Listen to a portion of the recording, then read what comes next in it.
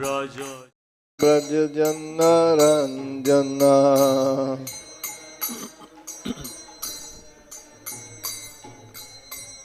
Yamunatira Vandachari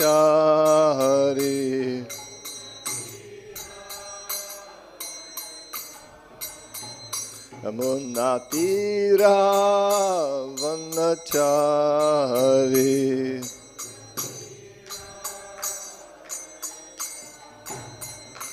Hare Krishna, Krishna Krishna, Hare Hare, Hare Rama, Rama Rama, Hare Hare.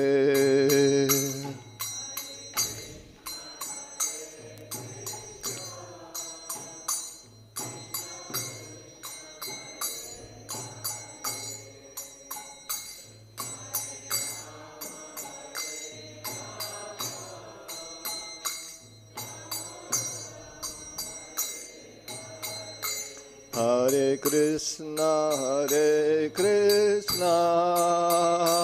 Krishna Krishna, Hare Hare, Hare Rama, Rama Rama, Hare Hare.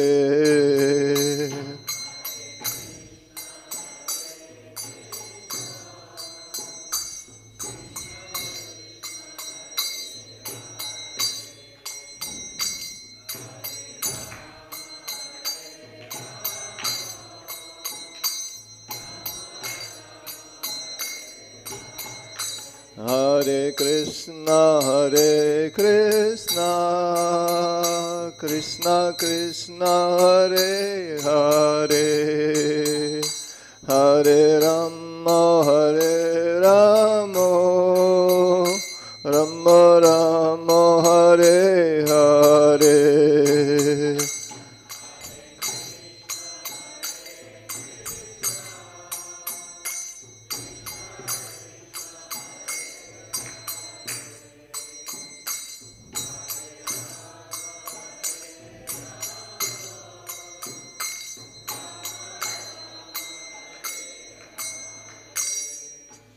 Om Vishnupad Paramahamsa Parvatikacharya Statra Satta Srimad A.C. Bhaktivedanta Swami Srila Prabhupada Ki Jai. Samaveta Bhaktavrinda Ki Jai. All glories to the assembled devotees. All glories to the assembled devotees. All glories to the assembled devotees. All glories to Sri Guru and Sri Gauranga. Om Namo Bhagavate Vasudevaya.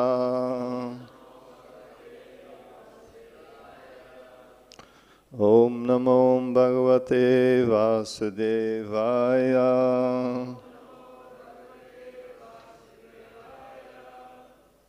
Today we are reading from Srimad Bhagavatam, second canto, second chapter, which is entitled The Lord in the Heart, text 37, last verse of this chapter.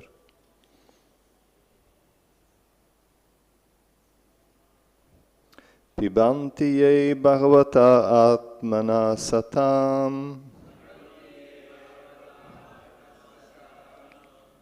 kathā-amṛtam śravaṇa-puṭeṣu sambhṛtam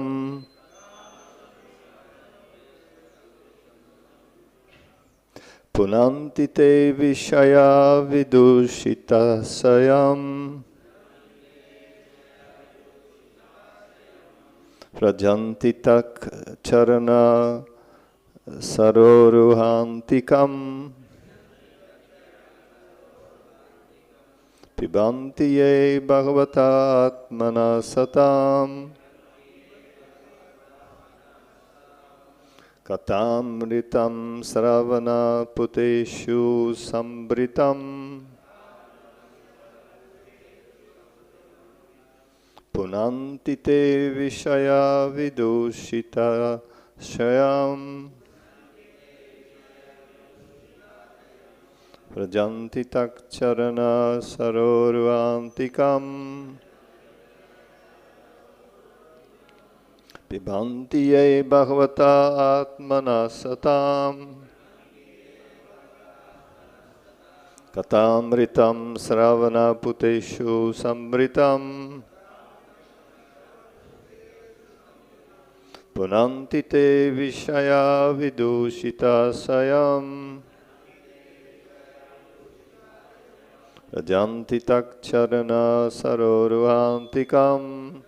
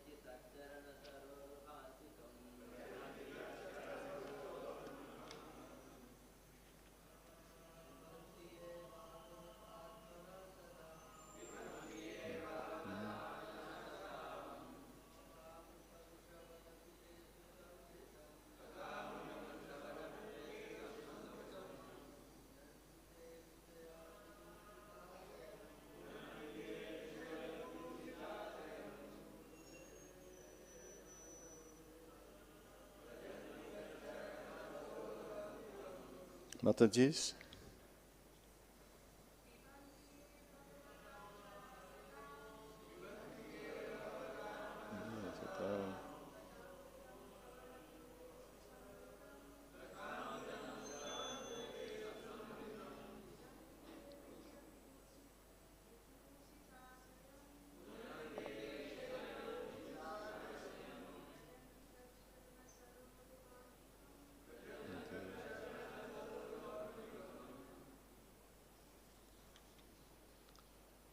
Pibanti, who drink, ye, those, bhagavata, of the Personality of Godhead, ātmanaḥ, of the most dear, satāṁ, of devotees, kathā-amṛtam, the nectar of the messages, śravaṇa-puṭeṣu,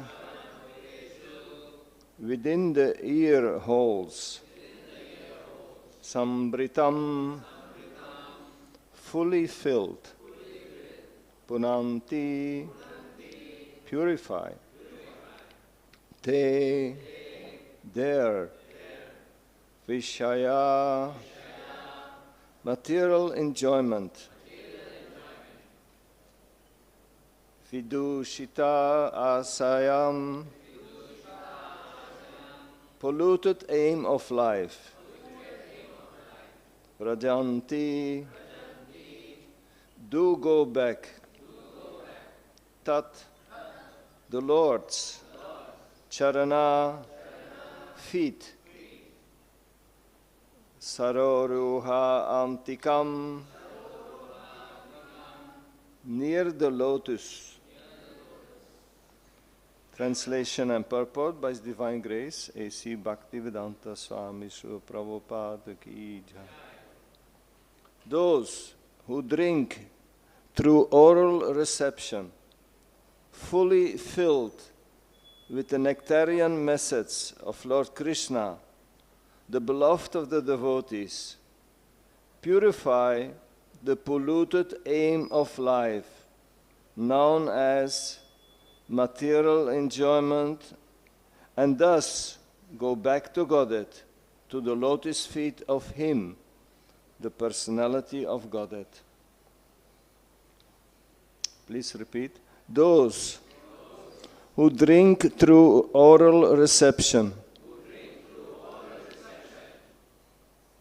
fully filled with the nectarean message of Lord Kṛṣṇa, the beloved of the devotees, purify the polluted aim of life, known as material enjoyment, and thus go back to Godhead, to the lotus feet of Him,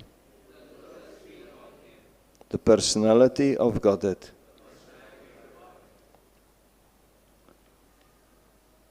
Purport: the sufferings of human society are due to a polluted aim of life, namely, lording it over the material resources. The more human society engages in the exploitation of undeveloped material resources for sense gratification, the more it will be entrapped by the illusory material energy of the Lord, and thus the distress of the world will be intensified instead of diminished. The human necessities of life are fully supplied by the Lord in the shape of food grains, milk, fruit, wood, stone, sugar, silk, jewels, cotton, salt, water, vegetables, etc., in sufficient quantity to feed and care for the human race of the world, as well as the living beings on each and every planet within this universe. The supply source is complete, and only a little energy by the human being is required to get his necessities into the proper channel. There is no need of machines and tools or huge steel plants for artificially creating comforts of life. Life is never made comfortable by artificial needs, but by plain living and high thinking. The highest perfectional thinking for human society is suggested here by Sri Sukadeva Goswami, namely, sufficiently hearing Srimad Bhagavatam. For man in this age of Kali, when they have lost the perfect vision of life, this Srimad Bhagavatam is the torchlight by which to see the real path. Srila Jiva Goswami Prabhupada has commented on the kathā-amṛtam mentioned in this verse and has indicated Srimad Bhagavatam to be the nectarean message of the personality of Godhead. By sufficient hearing of Srimad Bhagavatam, the polluted aim of life, namely lording it over matter, will subside, and the people in general, in all parts of the world, will be able to live a peaceful life of knowledge and bliss. For a pure devotee of the Lord, any topics in relation with His name fame, quality, entourage, etc. are all pleasing. And because such topics have been approved by great devotees like Narada, Hanuman, Nanda Maharaj, and other inhabitants of Vrindavan, certainly such messages are transcendental and pleasing to the heart and soul.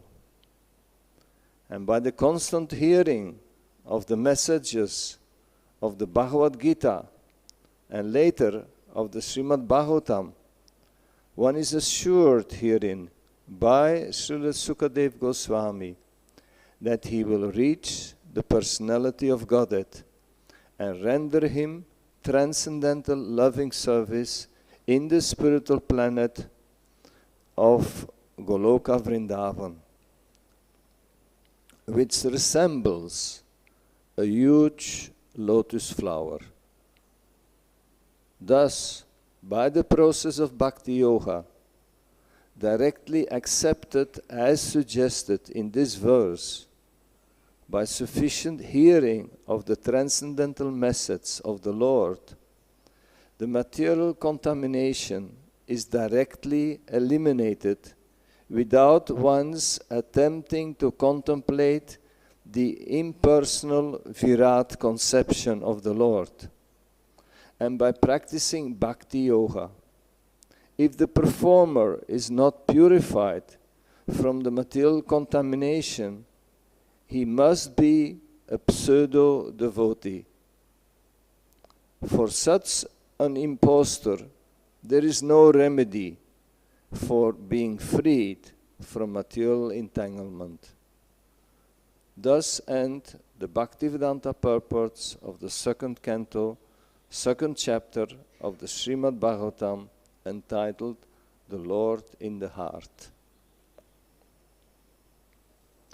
Om Agyanatimirandasya Gyanashalakaya Shakshur Enmilatam Yena Tasmai Sri Gurave Namaha.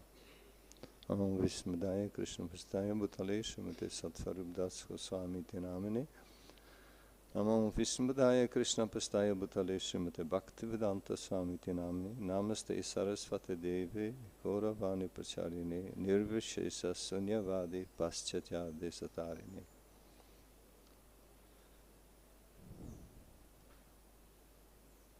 So we are here in the second canto, and the second canto is by one devotee who recently was initiated sannyas. After studying the Srimad Bhagavatam, he made a short version of the Bhagavatam. His name was Sutapa Prabhu, but he is now Savyam Bhagavan Keshav Maharaj. He was initiated in the Bhaktivedanta manner half a year ago or some months back. So, and he made for every canto, he made one word that resumes one canto. Of course, one cannot really resume one canto with one word, but he made, and the words are just like 3 letters, 5 letters. So like for the first canto, he is using the word slab. And why is he using the word slab? Because if somebody tells you today you have 7 days to live, then it will be a shock. It's like a slap in your face. So that's why he uses that word, slap. What?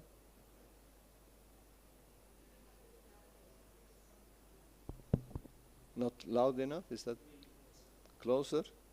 I cannot put it in my mouth.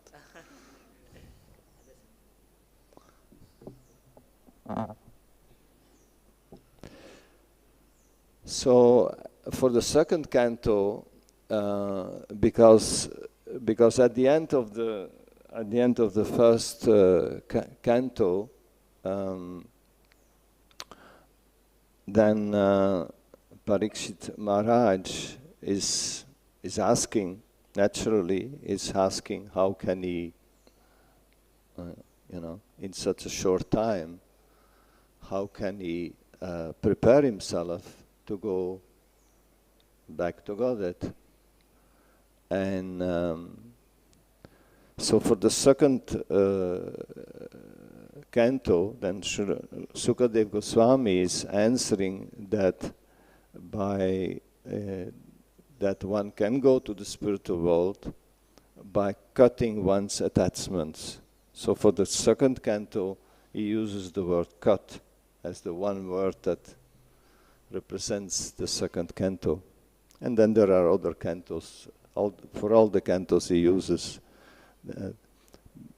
So the solution for going back home is by cutting our attachments to this material world. And in this particular verse, Sukadeva Goswami is saying that we have to purify our polluted aim of life, because our goal of life is polluted. Means it's not right. It's not purified. It's contaminated. And we have to deal with that contamination. So then, of course, we can say, but how did that contamination take place? So that contamination takes place because of material desires, because of material attachments, because of misunderstanding of our position, because of our desire to want to be independent of the Lord, because of our desire to lord over material nature, to be the controller, in some extreme cases even to want to be God. So that's, of course, pollutes our aim of our life. Srila Prabhupada gives that comparison that if water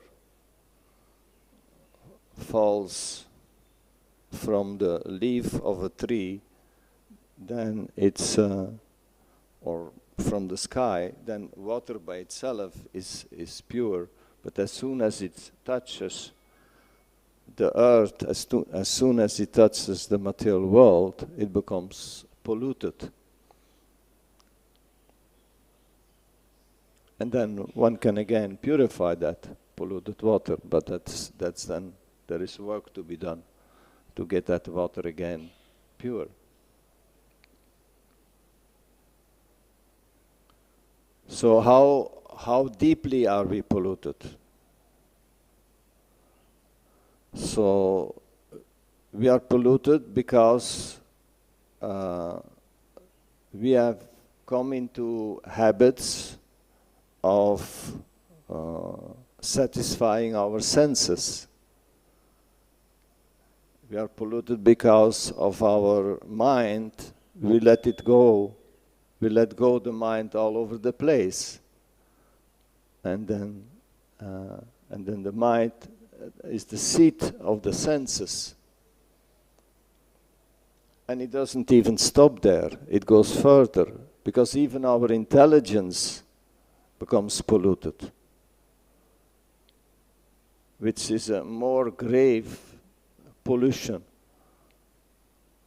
Because senses okay, mind okay, not okay, but when our intelligence becomes polluted, that means we are going to be able to defend wrong things we do.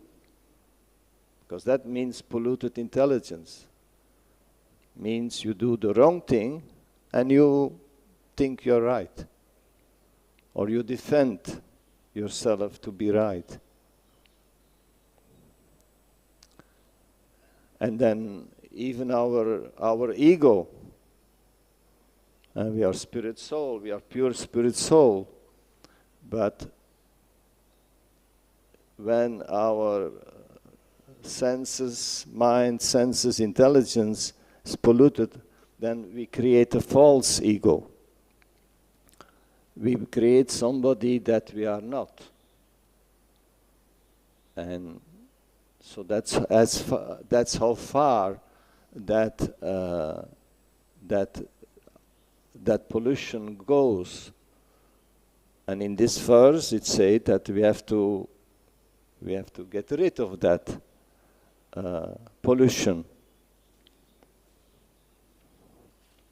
So the Sri Sukadeva Goswami, he gives very clear instructions and very clear knowledge. And knowledge is often seen as cutting, like a sword. It cuts. And it cuts into our false ego, it cuts into our wrong intelligence, and it if we are sincere, it can put us straight back on track if we allow it to happen. Because the material attachments, the door to the spiritual world is too small to come with big luggage of attachments. So we can get in, but not with all our luggage. That we have to leave behind. Otherwise the door is too small for that.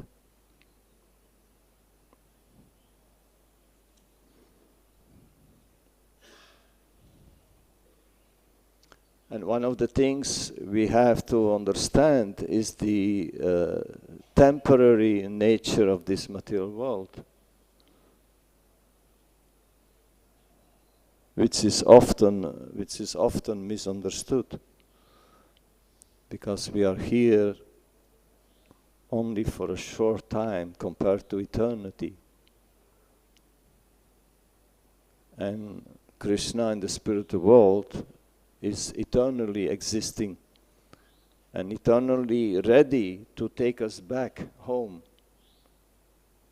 Right now we are on a little journey. It's the wrong trip we choose, but okay, we are on a little journey, and hopefully soon we go back home. But for now, we are on travel, and we should understand it like that. Not that we think, we are eternally here, and that we have to set ourselves up like that. Srila Prabhupada gave that comparison, or that example. If you're traveling in a hotel and you stay somewhere for 1 week, even if you don't like the color of the room, you're not going to repaint the room or set it up with different furniture because you don't like the furniture. No, because you know I'm just here for 1 week, and too bad that they gave me this room, but you tolerate it. So similarly, our time in the material world is very, very temporary. So all the energy we put into making it so-called, pleasant, etc., that is often a waste of energy. course, it doesn't mean that, we have to live in a mess, but it means that we should not misunderstand.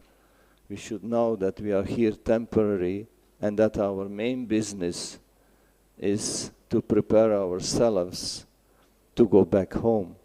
That is our main business. Our main business is not to try to make our life comfortable here.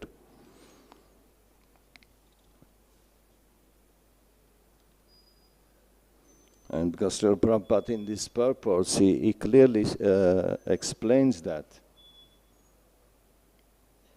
And he says the more human society engages in the exploitation of undeveloped material resources for sense gratification, the more it will be entrapped by the illusory material energy of the Lord.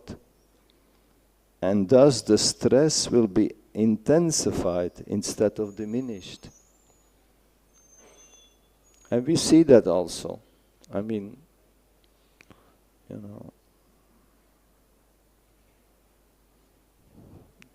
even when I was young, my parents, they always say that, there's so much advancement in this world, but people are not more happy because people have no time anymore for each other. They all have to work by the clock, and they have to produce, and there is pressure on them, and there is no time for real life, for real living. It's all based on the clock, and I have to do that much and this and that by that time. So the world is not made for that. The world is not made for making it sophisticated, for refining it to the point of luxury and all these things. They are not. It doesn't work, and Srila Prabhupada explains that.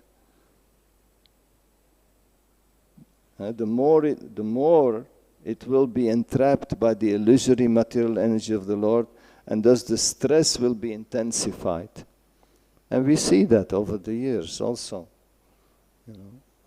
that things are intensified.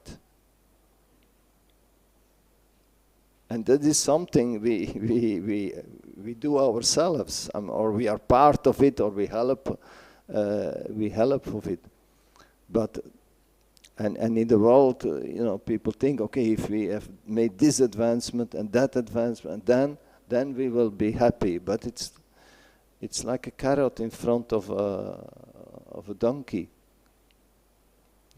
He thinks I'm going to get a carrot, but there is a stick.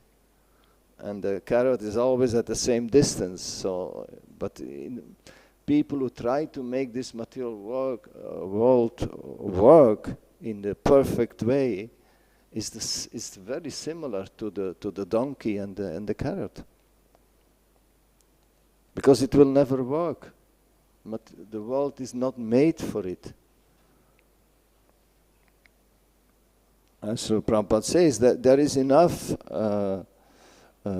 All the necessities which we require, they are there. All the basic necessities are there, everywhere. He even says in all the other planets in this universe also, all the necessities are present. So this over-endeavor is, as the saying goes, there is enough for the human need, but there is not enough for the human greed. There is plenty of what we need. And of course, the more, that's another thing also, the more we strive, the more we strive to get more, the world more perfected, the more the more the Mother Earth is exploited, then there is a reaction for that. Then the demigods are not pleased, and there is a reaction for that. then the problems with the neighbors or the people around us. So the kleshas, they work against this type of material civilization. The kleshas, they work against it because it's not the right thing. We are aiming for something we shouldn't aim for.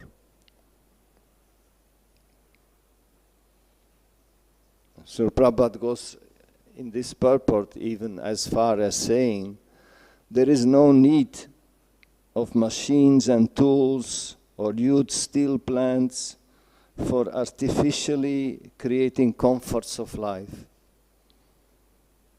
Life is never made comfortable by artificial needs. Because it gives so much pressure and it's so unnatural.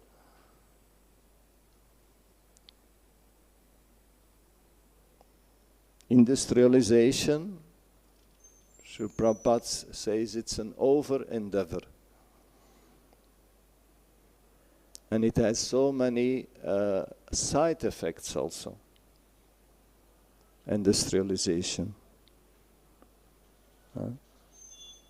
I looked in internet, and the accidents, the deaths related to work, either in the form of accidents or pollution or directly accidents on the job, so to say, is 2 million people a year are killed on their ugra karma job, on their job, because it's dangerous to play with all these high industrial things.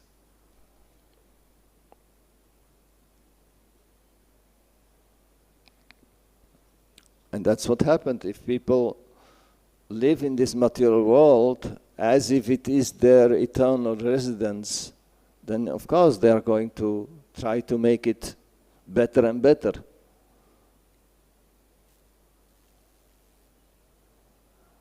But Srila Prabhupada clearly advises simple living and high thinking.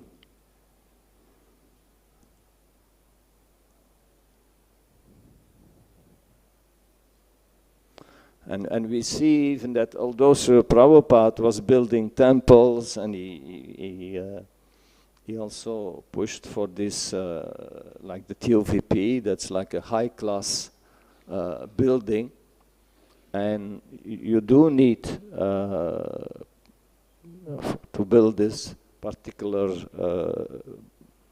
technology and etc. And of course, then we, as devotees, we do use that, but at the same time, why did Srila Prabhupada build that, or why did the previous acharyas announce that such a building would come? For the sake of preaching, to attract the people, to bring the people to the temple, because Srila Prabhupada said, if I speak from under a tree, nobody will come and listen. So that's why the devotees, they use this technology. But once this temple is there and the people are coming with the thousands and millions, they are already coming, then what do we give them? We give them the philosophy, we give them the books. What is in the books? In the books is simple living, high thinking.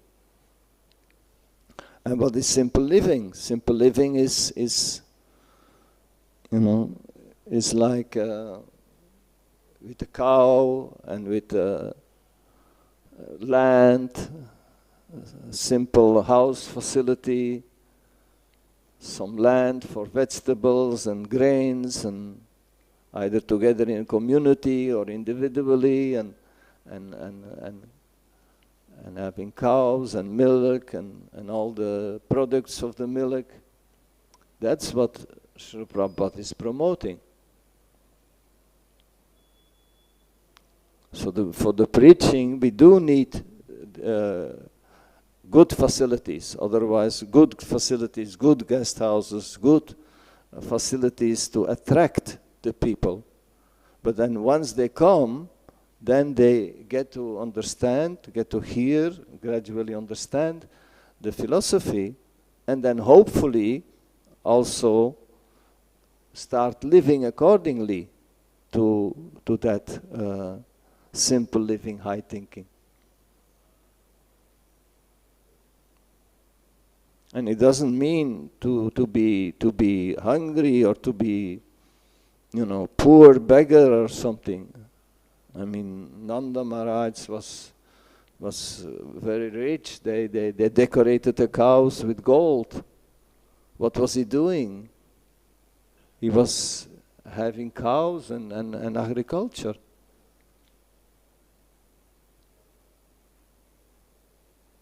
And that's what Srila Prabhupada says. Economic development means cows and agriculture. Srila Prabhupada doesn't say industrialization. No, he speaks against industrialization. Real economic development means cows, agriculture, simple living, high thinking. And where there is a lot of time for studying, reading Bhagavatam, reading together in a circle of devotees, Krishna katha, bhajan, singing, japa. That is our life. And that is our future also, of our movement.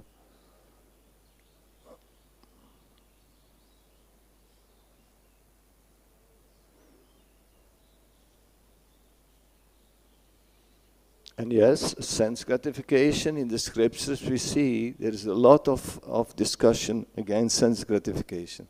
Otherwise, Srila Prabhupada compares it to when you have a pond of water and on the border of the water there is kusha grass, high kusha grass.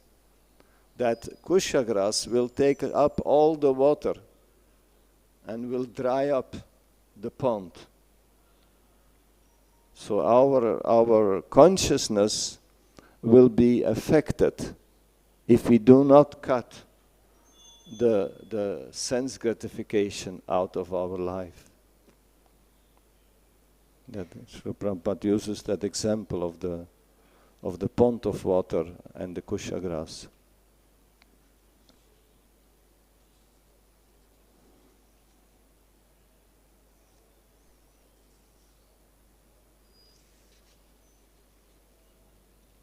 I will read one.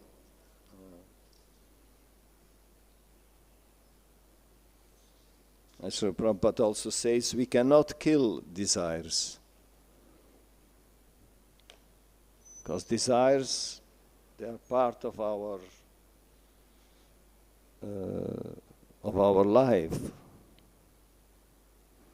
We cannot kill desires, but we can direct the desires in the right place, in the right direction.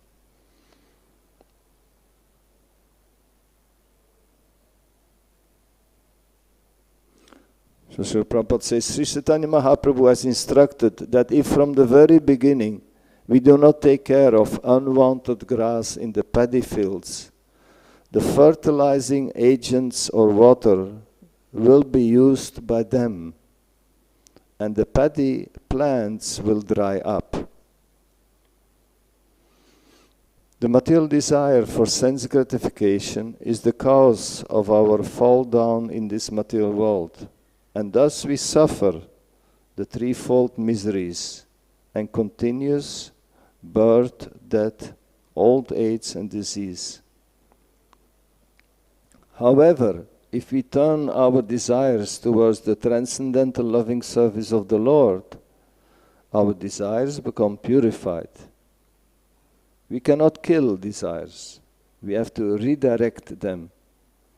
If we constantly think of being a member of a particular nation, society or family, and continuously think about them, we become very strongly entangled in the conditioned life of birth and death.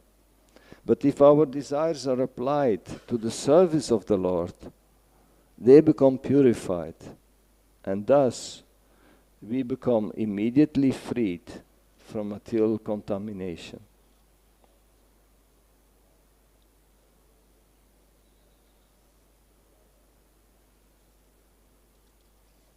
I will read another quote also in relation to lust. From any states of life, or from the time of understanding its urgency, one can begin regulating the senses in Krishna consciousness, devotional service of the Lord, and turn the lust into love of Godhead, the highest perfectional stage of human life. Lust is only the perverted reflection of the love of God, which is natural for every living entity. But if one is educated in Krishna consciousness from the very beginning, that natural love of God cannot deteriorate into lust. When love of God deteriorates into lust, it is very difficult to return to the normal condition.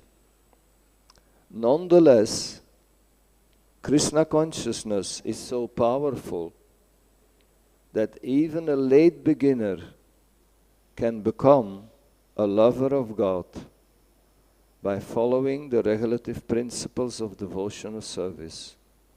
So from any stage of life, or from the time of understanding its urgency, one can begin regulating the senses in Krishna consciousness, devotional service of the Lord, and turn the lust into love of Godhead, the highest perfectional states of human life. So, and in this verse here, we see that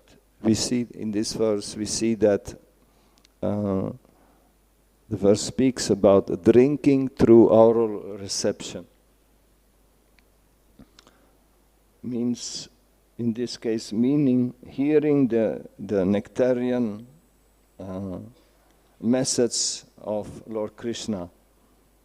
This can be done in different ways, by studying Bhagavatam, by following a course, by sitting together with devotees, reading together a Krishna book, or different ways. But oral reception, drinking the nectar, which is those who drink through oral reception, fully filled with the nectarean message of Lord Kṛṣṇa, the beloved of the devotees, purify the polluted aim of life known as material enjoyment, and thus go back to Godhead. So the solution which is given here is that we absorb ourselves in Srimad Bhagavatam. And by doing so, then automatically, even though Srila Prabhupada says, he says when we grow up in Krishna consciousness, and we are absorbed with Krishna from childhood, then we should not have the same contamination. But he says even if somebody joins late to Krishna consciousness, or he becomes serious in Krishna consciousness a little later, then he can still be purified. Because the hearing of the Bhagavatam is so powerful that it penetrates in the deeper layers of our existence and do the purification there.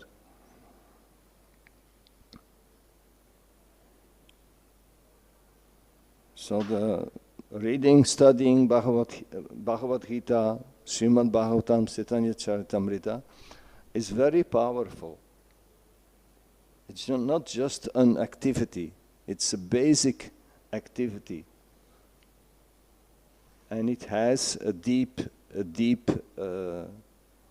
effect on our consciousness. So I will stop there. Any comments, questions? Mataji?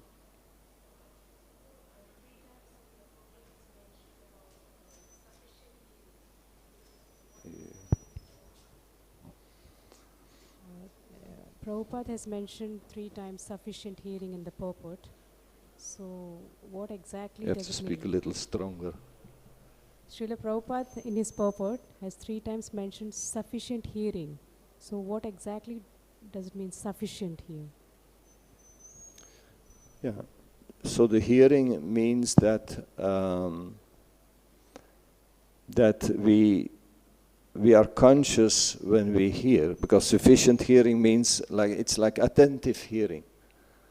Because hearing and hearing, we know that when we chant Hare Krishna, we have some experience what happens sometimes. We sometimes do one round, and how much were we conscious, how much were we attentive hearing? That's sometimes a question.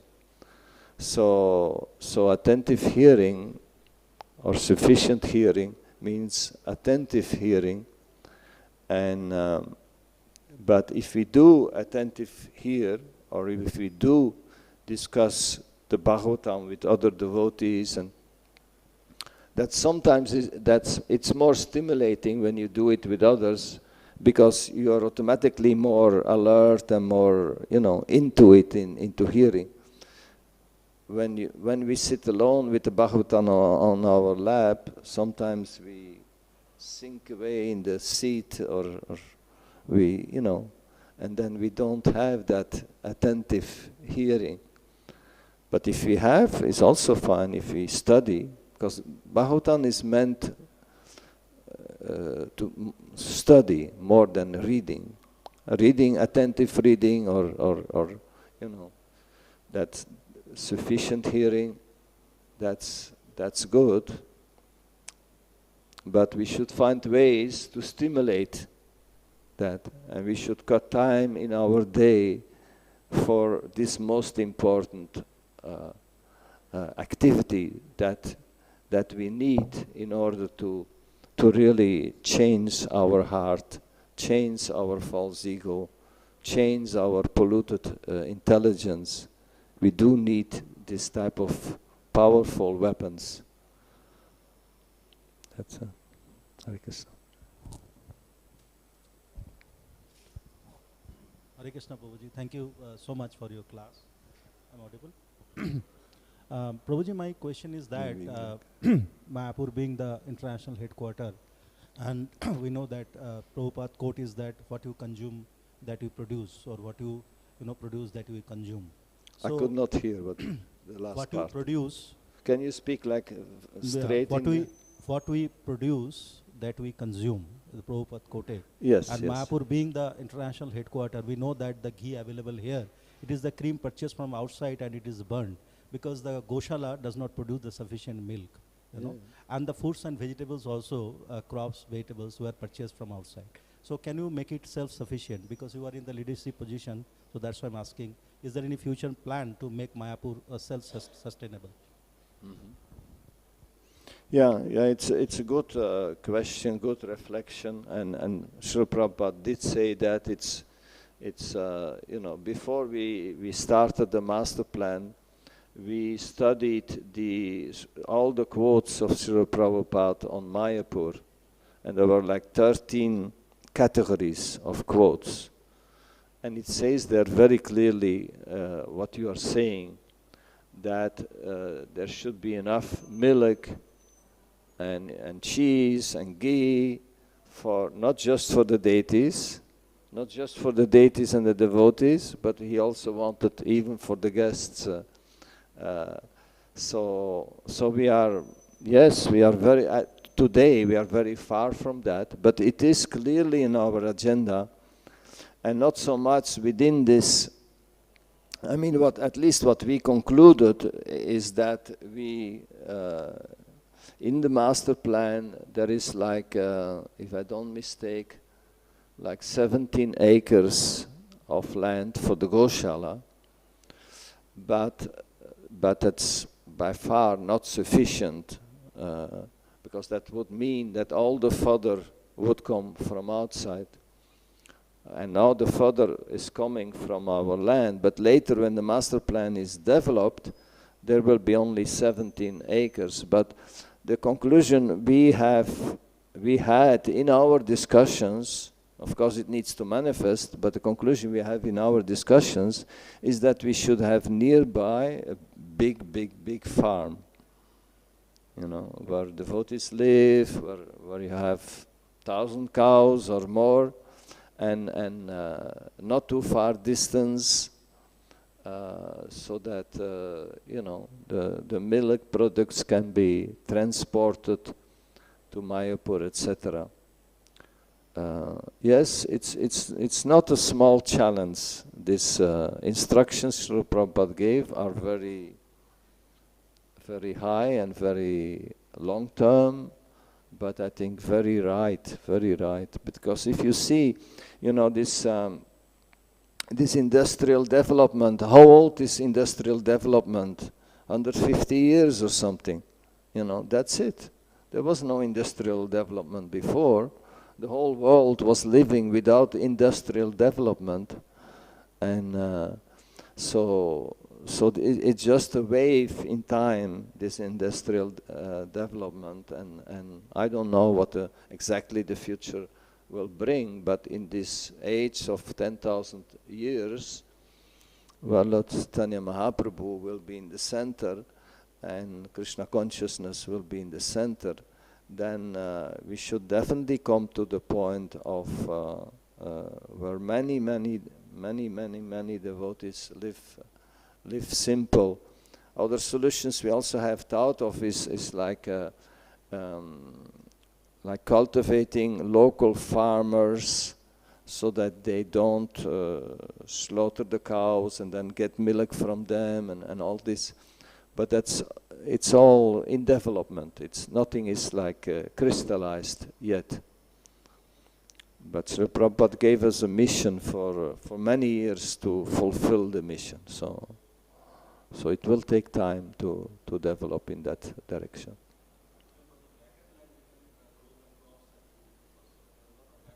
Yeah, the vacant land right now, most of that land is used for fodder for the cows, and also some vegetables, and of course there is some forest is also there.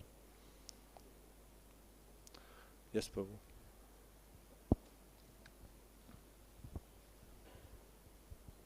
In purport there is last paragraph, Prabhupada said there, and by practicing bhakti yoga, if the performer is not purified from the material contamination, he must be a pseudo devotee. So can you explain? I am not understanding, because we are doing devotional service, but we are not purified. I could not understand what you said, but I did hear last paragraph. Yeah. So what's the point you want to make? Why Prabhupada said, by practicing bhakti yoga, if the performer is not purified from the material contamination, he must be a pseudo devotee. Yeah. So we are doing now devotional service, but we are not fully purified. So we are pseudo devotees, because Prabhupada also tell one who is in the path of devotional service, he is also a pure devotee. Yeah, in order to become purified, one has to be serious in Krishna consciousness. And Srila Prabhupada sometimes says seriously, serious, and what he says, sincerely and seriously and sincere or something. He uses that double. So unless one has a certain basic sincerity, then naturally, you know, the process doesn't work. So it works when the student has some attentiveness, some eagerness to hear. If the eagerness to hear is not there, and one is here for other motivations actually, then for becoming purified through Krishna consciousness, then the process will not work. It will take time until the pseudo devotee becomes become serious about Krishna consciousness, and then it will work for him also. But not when he is not serious. One has to be serious in Krishna consciousness to become advanced in Krishna consciousness. And then the process works perfectly. But not if somebody doesn't want, if he has complete different motives why he's here, then it will not work. So we'll stop here. Srila Prabhupada ki jai.